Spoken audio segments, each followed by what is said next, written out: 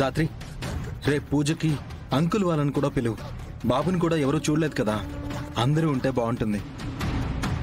అవును దాత్రి, అక్క నన్ను పూజలో కూర్చోమని చెప్పినప్పుడు నాన్న ఏమీ అనలేదు. అంటే నాన్న నన్ను కొడుగ్గా ఒప్పుకున్నట్టే కదా. దాత్రి, నీతోనే మాట్లాడుతున్నా.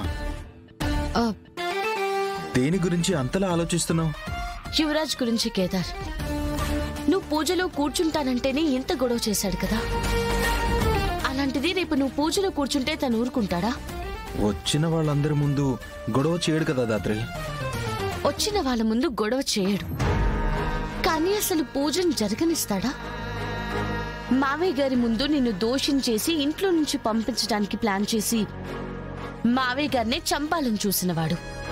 రేపందరి ముందు నువ్వు కూడా ఇంటి వారసుడ్లా పూజలో కూర్చుంటే ఊరుకుంటాడా? కరెక్టే దాత్రి, పూజను ఆపడానికి ఏం చేయడానికైనా వెనకాడ్డు.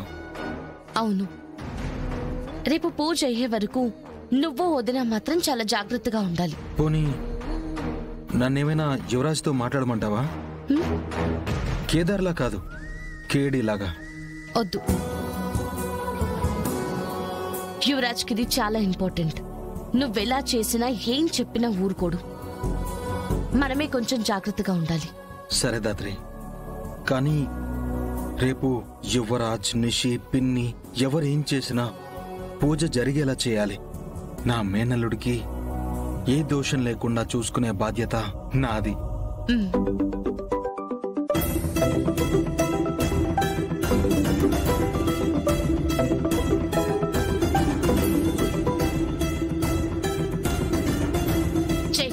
హోమ్ మినిస్టర్ వైఫ్ తాయార్ని ఎవరో కిడ్నాప్ చేశారని.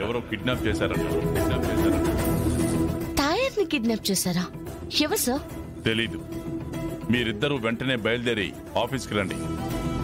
2 అవర్స్ లో తాయారు ఎక్కడుందో కనిపెట్టమని పైనుంచి కాల్స్ వస్తున్నాయి. ఓకే సార్, మేము ఇప్పుడే స్టార్ట్ అవుతున్నాం. జై హింద్ సార్. జై హింద్. తాయారుని ఎవరైనా ఎందుకు కిడ్నాప్ చేస్తారు దాత్రి?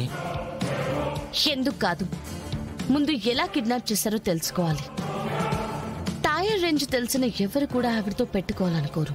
ఏం జరిగిందో వెళ్ళి కనుక్కుందాం. పద దాత్రి.